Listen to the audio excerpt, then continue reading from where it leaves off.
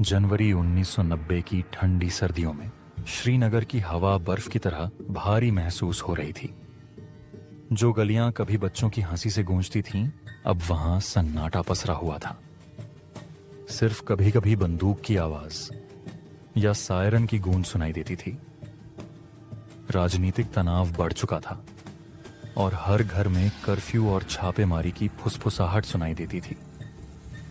धरजी, एक स्कूल शिक्षक, अपनी पत्नी श्रीमती धर, दो बच्चों राजन और नेहा और अपनी बूढ़ी मां के साथ डल झील के पास एक छोटे से घर में रहते थे।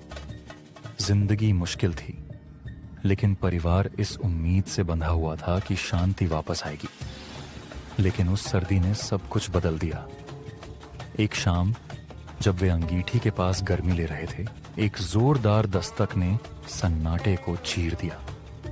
सैनिक अंदर घुस आए, उग्रवादियों की तलाश में, और उनके सामान के साथ उनकी सुरक्षा की भावना भी तहस नहस कर दी। अगले दिन धरजी को पता चला कि उनके कई पड़ोसी डर के कारण घाटी छोड़ने का फैसला कर चुके हैं।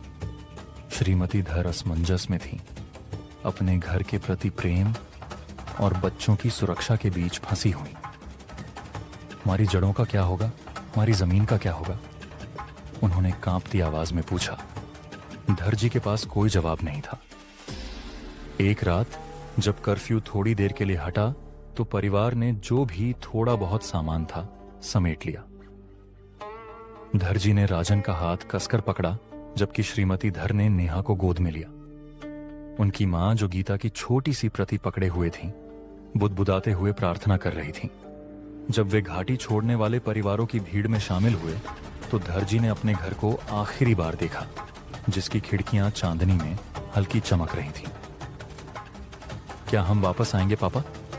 राजन ने धीमी आवाज में पूछा। धरजी ने सिर हिलाया। हालांकि उनका दिल अनिश्चित था, यात्रा लंबी और ठंडी थी, लेकिन उनके पास ये उम्मीद थी कि एक दिन वे उस कश्मीर लौटेंगे जहां फिर से हंसी और प्यार डर की जगह ले लेगा।